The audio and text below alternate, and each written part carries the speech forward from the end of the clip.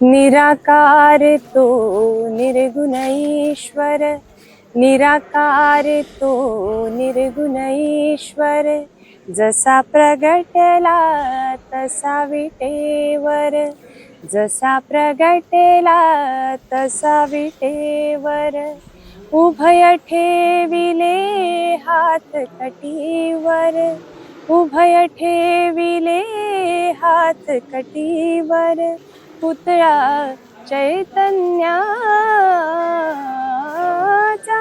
कानडा राजा पंढरीचा, कानडा राजा पंढरीचा।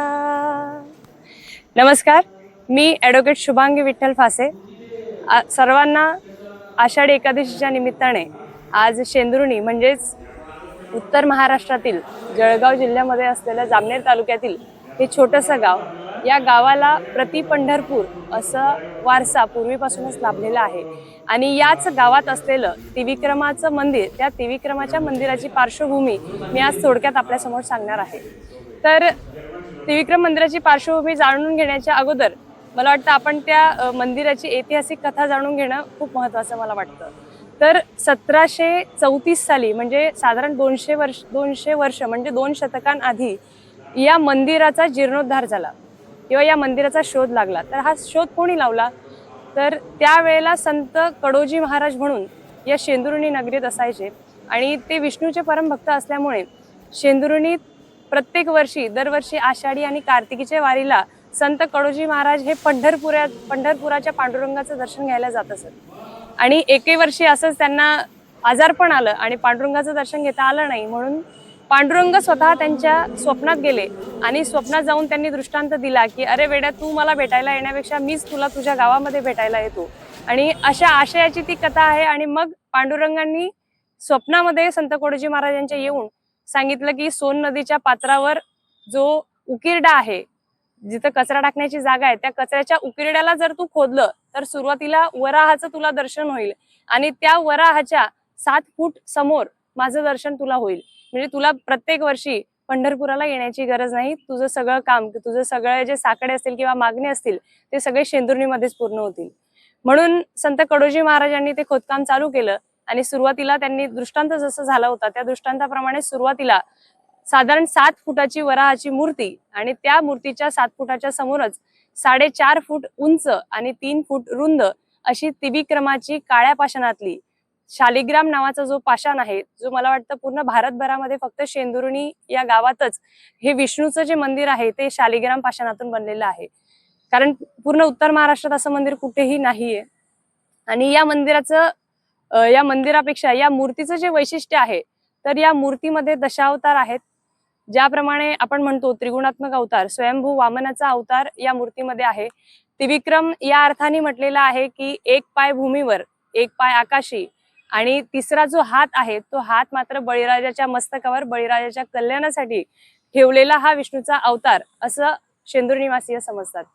त्याप्रमाणेच या मूर्तीमध्ये विष्णू, महेश, त्याचप्रमाणे पांडुरंगाचं दर्शन तर होतच, पण बालाजी सारख्या देवाचं म्हणजे जिथं प्रचंड शांती आणि समाधान त्या देवाकडे आहे त्या देवाचंही दर्शन होतं, शिवाचंही दर्शन होतं।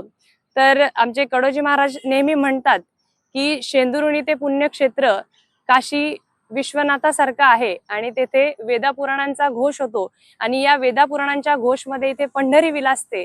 पंढरीचे सगळे सुख या शेंदुर्णीमध्ये बघायला मिळतात। तर हे झालं मूर्तीचं वैशिष्ट्य। याप्रमाणेच तुम्ही जर बघितलं तर या मंदिराचं जे बांधकाम होतं जुन्या मंदिराचं, ते हेमाडपंथीय बांधणीचं हे मंदिर होतं। म्हणजे स्थापत्य कलेमधला उत्तम नमुना हेमाडपंथी बांधणीचा तो फक्त या मंदिरातच आढळून येतो।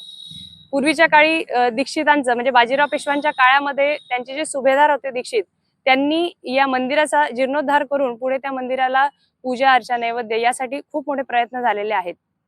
या दृष्टीनेही या मंदिराची खूप ओळख आहे। त्याचप्रमाणे आताच्या वेळेस जर आपण बघितलं तर या मंदिराला सुमारे बळीराजाला साकडं घालण्यासाठी म्हणतो, जर वर्षाला पाऊस पडला नाही किंवा कुठलेही संकट आले, दुष्काळ पडला तर हजारोंच्या संख्येने या मंदिरामध्ये भाविक दर्शनासाठी येतात। आषाढीला जर आपण बघितलं, आषाढीला आणि कार्तिकीला या गावामध्ये संतांची मांदियाळी असते संतांच्या मांदियाळीमधूनच हजारो लाखो भाविक या शेंदुर्णी परिसरातील, आजूबाजूच्या परिसरातील भरपूर लोक या ठिकाणी दर्शनासाठी येतात आणि सुमारे एका भक्ताच्या दर्शनाला साधारण 4 ते 5 तासाचा अवधी लागतो. म्हणजे आपण विचार करू शकतो की या मंदिराचा, आणि जागृत देवस्थान असल्यामुळे मंदिराची जी रचना आहे तीही खोल गर्भाशय आहे, हेमाडपंथी बांधणीचा त्याचा मुखवटा आहे आणि देवाचं मुखदर्शनही तुम्हाला खूप सहज आणि जवळून मिळतं.